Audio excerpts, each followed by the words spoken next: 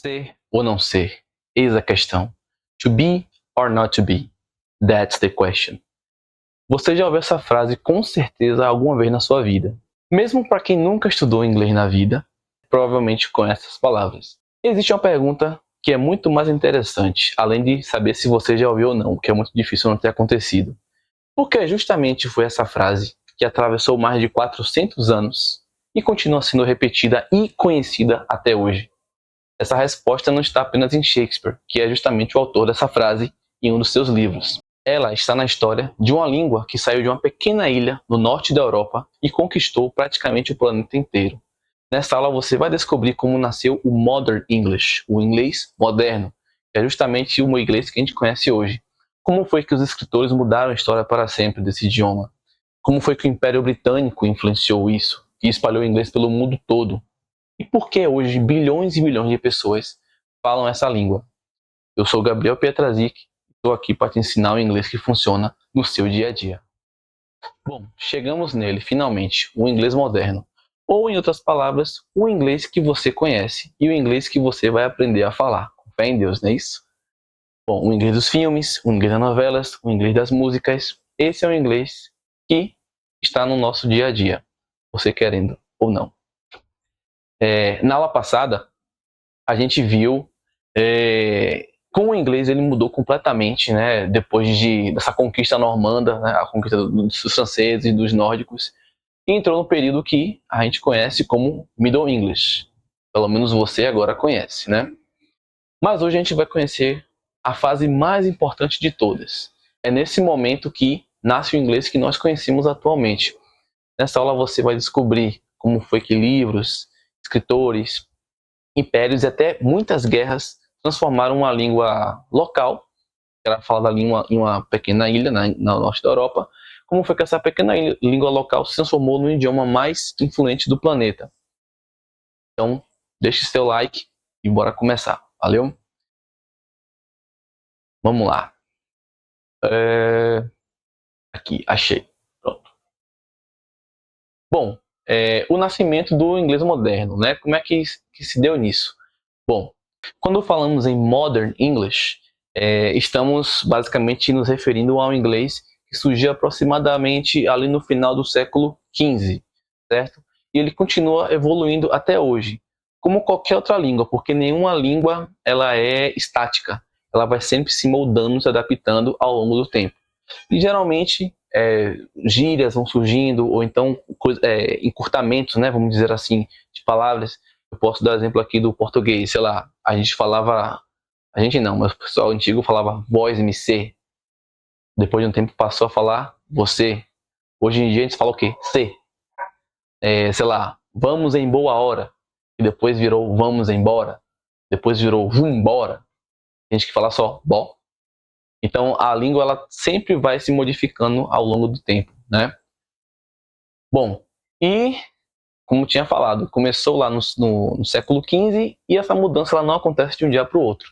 Ela foi o resultado de 3 grandes acontecimentos. Bom, o primeiro acontecimento foi a questão da prensa móvel, né? Ou conhecido como a prensa de Gutenberg.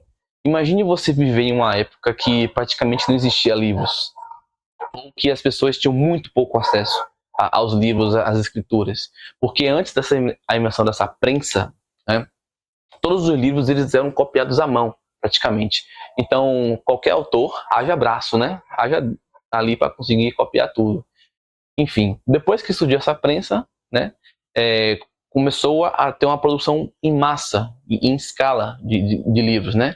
Então, isso significava que, nessa época que as pessoas escreviam à mão, poucas pessoas tinham acesso ao conhecimento. Quando Gutenberg ele criou essa prensa, tudo mudou. Então, livros eles começaram a ser produzidos em grandes quantidades, mas pessoas começaram a aprender a ler, as pessoas começaram a se tornar mais alfabetizadas, né? E pela primeira vez, as pessoas começaram, as palavras, no caso, elas começaram a ser escritas sempre da mesma maneira. O segundo grande acontecimento que foi o The Great Vowel Shift, ou como está escrito aqui, a grande mudança vocálica.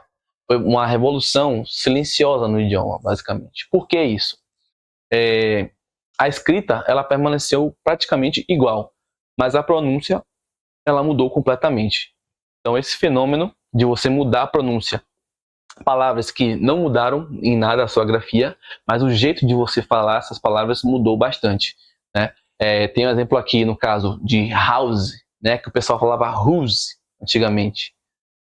Só que hoje a gente fala house, como está escrito aqui, ó, H-A-U-S, house, não é house. Porque geralmente, ou quase sempre, quando o inglês, a palavra em inglês termina com a letra E, você não pronuncia o som da letra E. Eu posso falar, por exemplo, aqui dance, que é dançar, D-A-N-C-E. Você não fala dance, você fala dance, o som para no C. Drive, que é dirigir, D-R-I-V-E. Não falar drive, falar drive, som para no V. Então, no caso, as pessoas elas chamavam casa em inglês de whose, mas se escrevia H-O-U-S-E.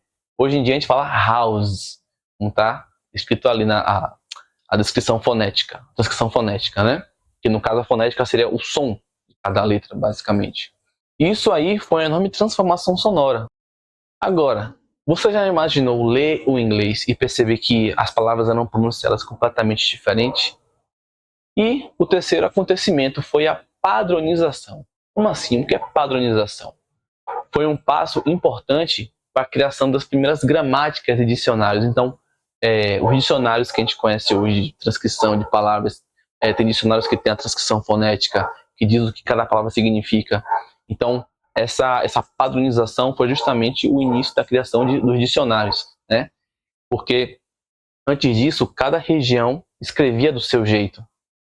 Então, para você unificar um idioma, teria que unificar também a maneira como todo mundo falava isso, né? E escrevia também. Então começaram a surgir as regras gramaticais, por exemplo, né? O dicionário, como eu tinha falado.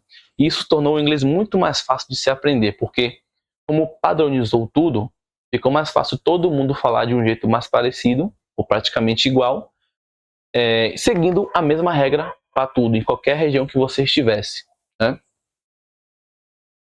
Bom, escritores, né? Além disso, tinha muitos escritores que moldaram basicamente a língua inglesa. E um dos principais, ou se não for o principal, é o Shakespeare. Uma língua, ela não evolui apenas por causa da política, né? Ela também evolui por causa de pessoas que escrevem. Nenhum escritor influenciou tanto o inglês como William Shakespeare. Ele escreveu dezenas de peças, ele criou centenas de palavras novas, inclusive, no inglês. Ele popularizou várias expressões que a gente fala hoje em inglês. E até hoje a gente usa palavras que ficaram famosas graças às suas obras, né? Temos também a Mary Shelley, que é muito famosa por ter escrito o livro do Frankenstein. Se o inglês já é muito parecido com o inglês moderno que a gente usa hoje, né? O inglês de Mary Shelley. Obras literárias atemporais. Eu tinha dado exemplo do ser ou não ser, eis a questão, to be or not to be. Essa frase icônica vem do livro de Hamlet, que também virou uma peça. Romeu e Julieta também é uma das maiores histórias de amor que já foi escrita, justamente escrita por Shakespeare. Hamlet, que tem o ser ou não ser, to be or not to be, that's the question. Ele é considerado uma das peças, uma das maiores peças da literatura mundial. Tanto que mesmo uma pessoa que nunca estudou inglês, ela já ouviu essa frase, né? To be or not to be. Ou então já ouviu falar de Romeu e Julieta. Outro acontecimento muito importante também, deixa eu dar uma olhada aqui. Pronto. A questão do Samuel Johnson, né? Quem foi Samuel Johnson? Durante muito tempo, cada pessoa ela escrevia como queria, né? Só que rolou a padronização, teve tudo. Então, todo mundo precisava de uma referência. Foi então que surgiu o Samuel Johnson. Ele organizou o inglês, ele criou um dicionário, né?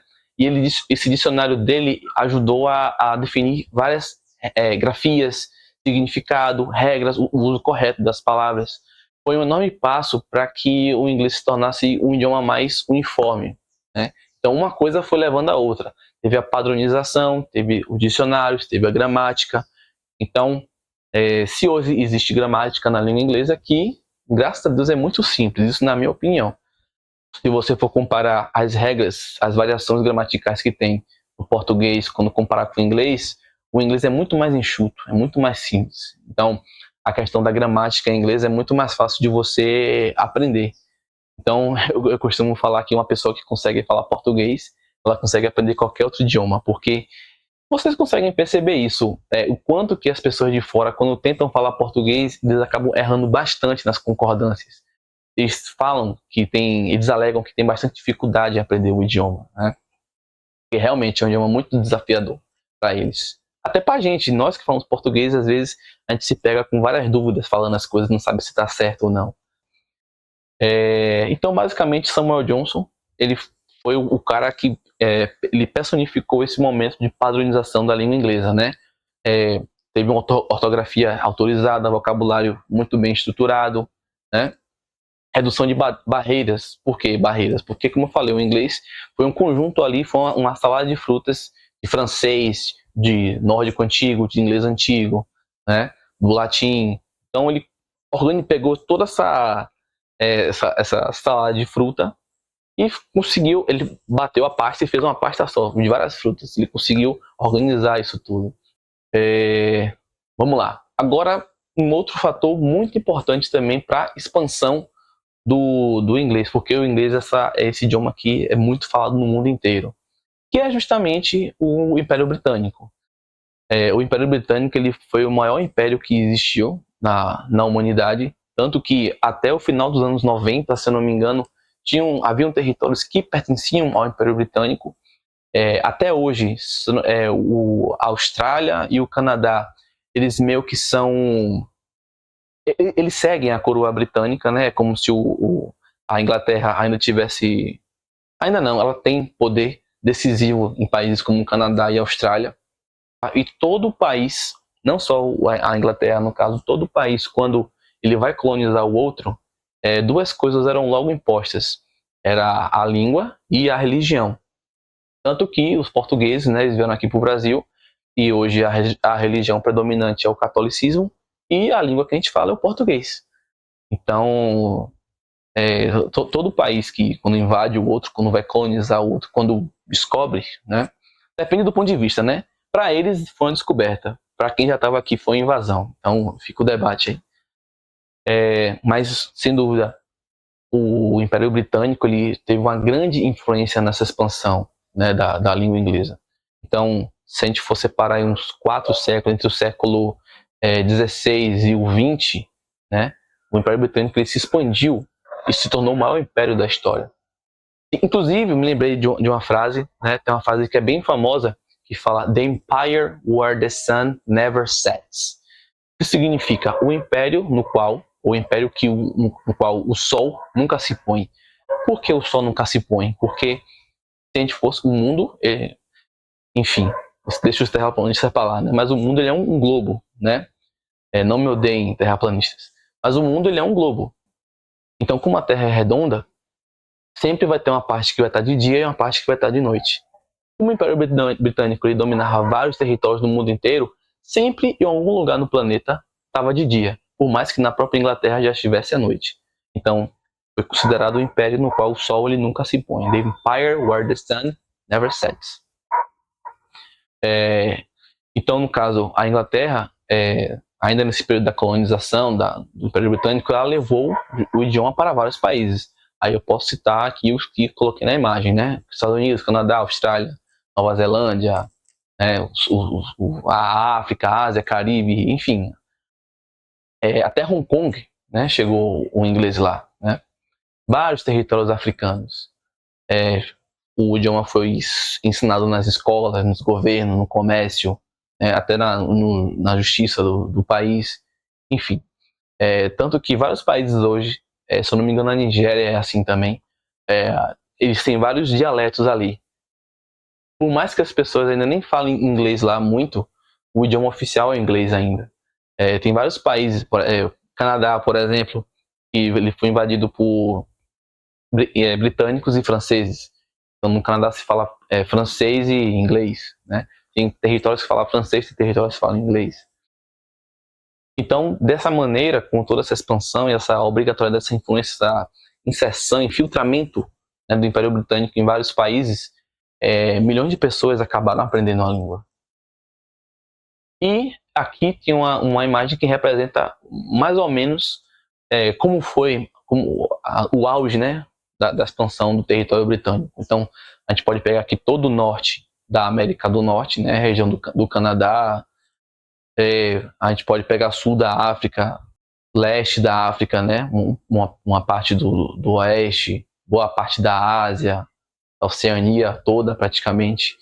Então, se a gente for tentar adaptar essa imagem a um globo, sempre ia ter algum lugar que estivesse iluminando o sol. Então foi um fator preponderante a influência da língua inglesa.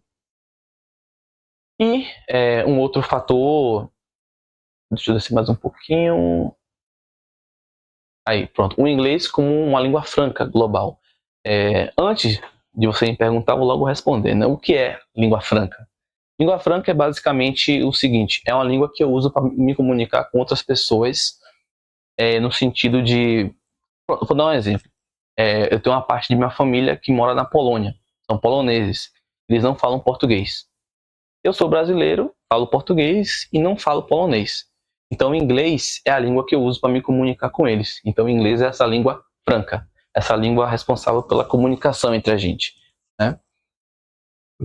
Bom, então, mesmo depois do fim do Império Britânico, o inglês ele continuou crescendo. Por quê? Porque depois da Segunda Guerra Mundial, os Estados Unidos eles passaram a exercer uma enorme influência econômica, militar e cultural, principalmente na Europa. Vale lembrar que quando terminou a Segunda Guerra, a Europa ela estava destruída, completamente destruída. E quem foi que financiou a reconstrução da Europa? Justamente os Estados Unidos, com o Plano Marshall. Então, a influência, o poder americano, né, passou a tomar muita influência e a língua veio junto. Muitas organizações internacionais começaram a surgir depois da guerra. Eu posso dar exemplo da ONU, da OTAN, o Banco Mundial, enfim. Por que isso? Porque a Europa são vários pedacinhos de terra e cada um fala seu idioma ali. Então, para que a gente não tenha mais que invadir o país do outro para resolver as coisas, né, meter uma bomba no outro, bora tentar conversar isso, vamos tentar se comunicar. Se comunicar como? Meu vizinho, eu falo polonês, o cara aqui do meu lado praticamente fala em alemão.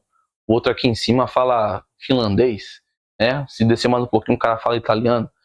Então, vamos conversar de uma maneira. De que maneira? Com inglês, porque os Estados Unidos era quem estava bancando a zorra toda ali, né? Então, quem tem o dinheiro, quem paga a banda é quem escolhe a música, vamos dizer assim, basicamente. E, além disso, temos também a questão da cultura pop, o crescimento de Hollywood, a mídia, os principais filmes, músicas. Se bem que tem muitas bandas britânicas que têm muita influência também. Posso falar aqui do Queen, Iron Maiden, Judas Priest, né? Enfim, mas midiaticamente assim, os Estados Unidos dominou esse mercado de filmes, cultura pop, música e por aí vai. E, além disso, temos também a questão da internet, né? A inteligência artificial. Hoje, praticamente toda grande evolução que acontece, ela nasce primeiro em inglês.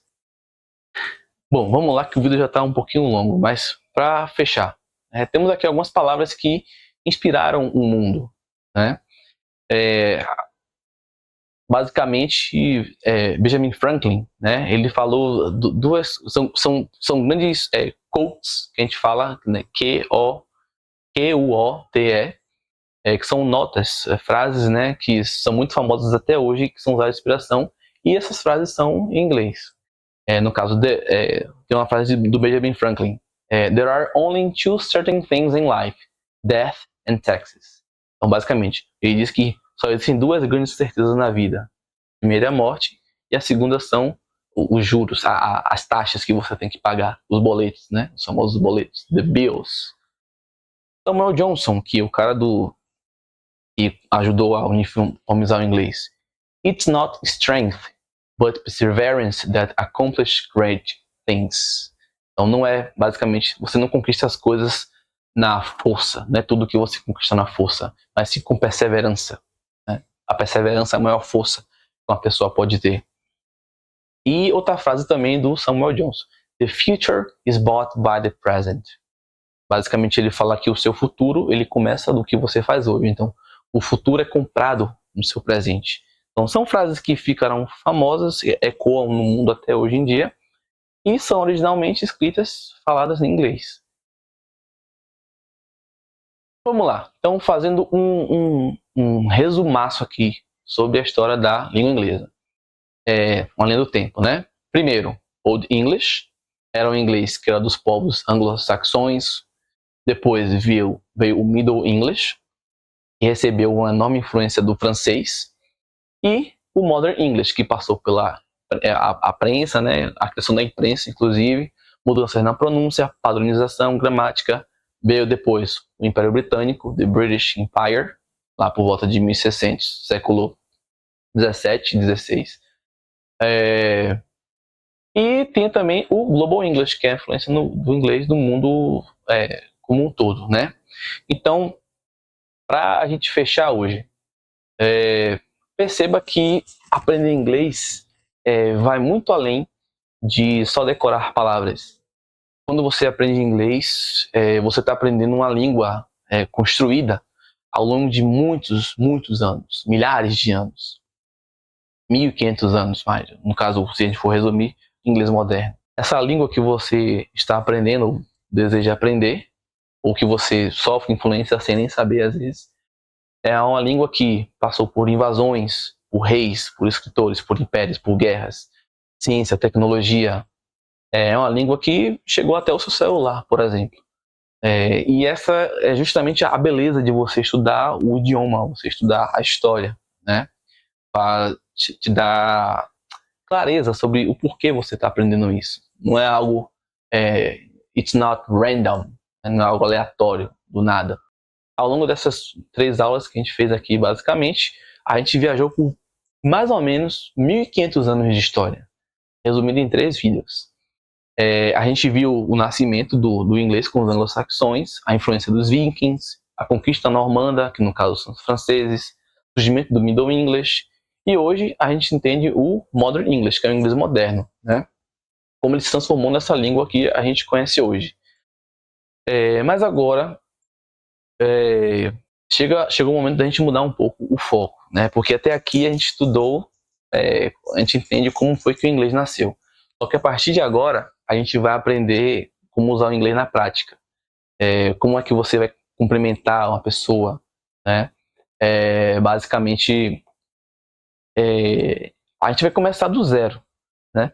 A gente começou com a história, mas a primeira coisa que você aprende é dizer um oi, olá, como vai?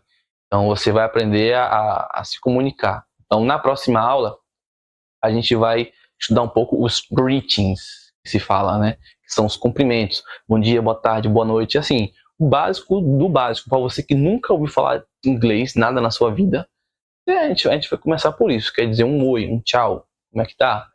Então, para que a gente tenha essa próxima aula, eu preciso muito, de verdade, que você me incentive, sem querer ser chorão aqui nem pidão, mas assim, é algo que é muito importante para a gente que está se expondo assim na internet, está disposto a ensinar, que você faça o quê? Assista o vídeo, né, que você dê um gostei, comente um pouco o que você achou, compartilhe esse vídeo, porque quanto mais você compartilha, quanto mais você interage com a gente, mais incentiva a gente a fazer esse tipo de trabalho, né? Bom, basicamente isso, o vídeo já está um pouquinho grande, vamos fechar por hoje, certo? Então, see you next class. Até a próxima aula. Valeu?